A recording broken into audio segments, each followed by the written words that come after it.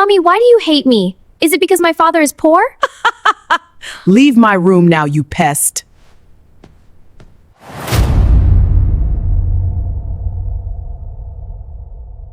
Months passed. Monica's life improved. Joel's life became harder.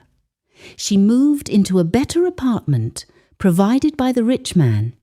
New furniture, better clothes, money flowing again, everything she had once complained about was suddenly available.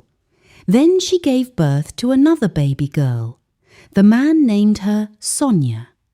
Unlike Lovelyn, Sonia was welcomed with celebration, excitement, and pride. The house was filled with laughter, music, and expensive gifts. People came in numbers, praising Monica, admiring the child. Monica glowed that day. She carried Sonia like a trophy. Meanwhile, Lovelyn stayed in a corner, quiet, unnoticed. Joel arrived silently during the celebration. He didn't greet anyone. He didn't complain.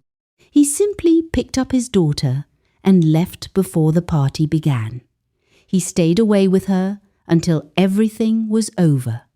That was the difference. One child was celebrated. The other was endured. Years passed slowly, but the difference between the two girls only grew wider. Lovelyn learned responsibility at a young age. She woke up early, swept the house, washed plates, cleaned every corner before leaving for school. Her hands were always busy, her voice always quiet. Sonia, on the other hand, lived a completely different life. She had everything done for her. Clean clothes, packed food, no chores, no stress.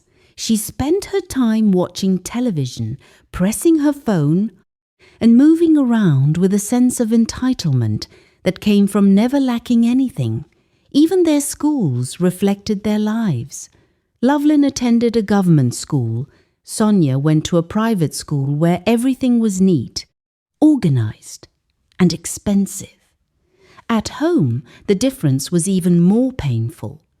Whenever Lovelyn complained, Monica shut her down immediately. "Poor man's child doesn't complain," she would say. And that was the end of it. Joel saw everything, every insult, every act of neglect, but he didn't fight. He couldn't. All he could do was show his love in small ways. Whenever he had a little money, he bought something for Lovelyn. Sometimes it was just biscuits. Sometimes a simple dress. To him, it meant everything. To Monica, it meant nothing. "That's all you can do," she would say mockingly. A poor man showing poor love. Joel would stay quiet. But Lovelyn understood, and she appreciated every little thing.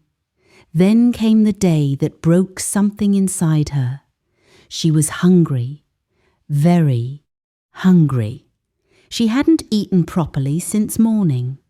Slowly, she walked to the fridge, looking around carefully like someone about to steal. She opened it gently. Cold air hit her face.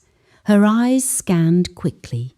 Then she reached for a drink before her fingers could close around it. "Hey!" The voice hit her like a slap. She froze.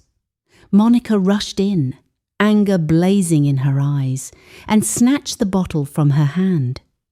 "How many times have I warned you?" she shouted. I was just hungry," Lovelyn said softly. Monica laughed bitterly. "Hungry? So this house is now a free restaurant?" She pointed toward the door. "Can your father afford what is inside this fridge?" Lovelyn shook her head slowly, tears already forming. "Then don't touch it," Monica snapped. She leaned closer. her voice dropping into something colder. "Next time I see your hand inside my fridge, I will send you out to go and live with your useless father." Lovelyn stepped back.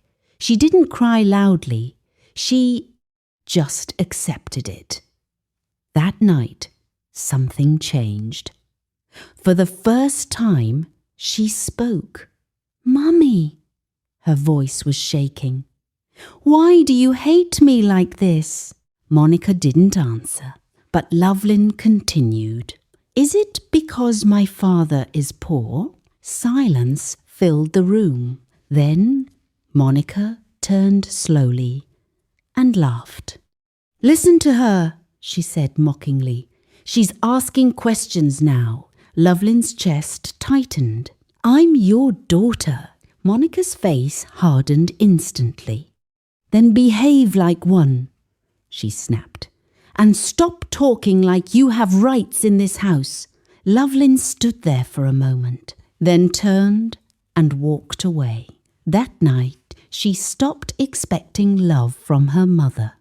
Years passed. Both girls eventually entered university. For the first time, they stayed in the same room, not out of love, but convenience.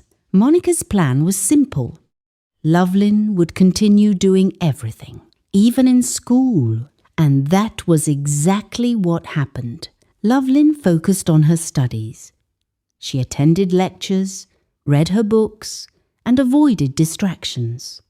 She had one goal: to succeed and change her father's life. Sonia, on the other hand, lived freely. Parties, expensive clothes, late nights.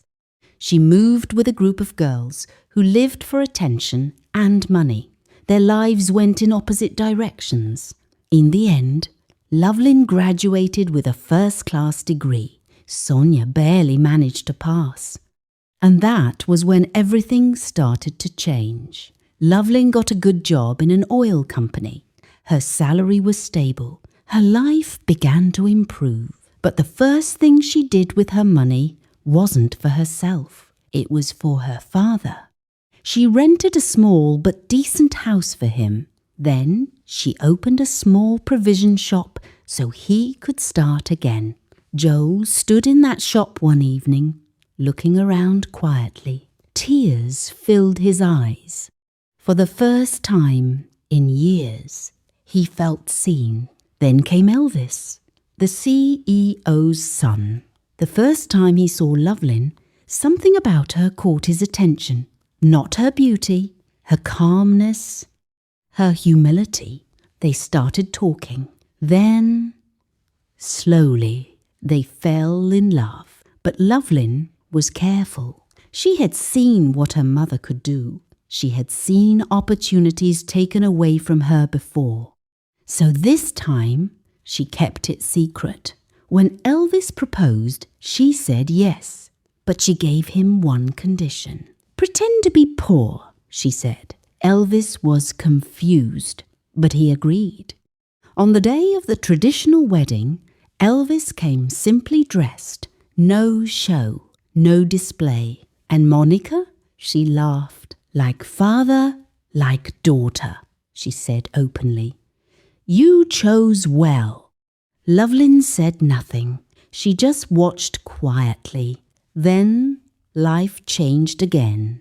Sonia's father was arrested. Fraud. The news spread everywhere. Monica collapsed when she heard. Everything she depended on vanished overnight. Money stopped. Comfort disappeared. Reality set in. 2 months later, it was time for Lovelyn's church wedding. The hall was beautiful. Everything was grand. Monica and Sonia were confused. This didn't look like a poor man's wedding. Then the truth came out. Her husband was rich, very rich. That was when Monica understood everything. She found Lovelyn later that evening. Her voice was low, broken. "I'm sorry," she said, "for everything, for how I treated you." Lovelyn listened quietly. "I forgive you," she said. Hope rose in Monica's eyes. But then Lovelyn continued, "But we can never be close." That hope shattered instantly. "I'm leaving," she added softly, "with my husband and my father." And just like that, the daughter she rejected became the one she lost forever. Life has a way of changing roles. Be careful how you treat people, especially when they have nothing.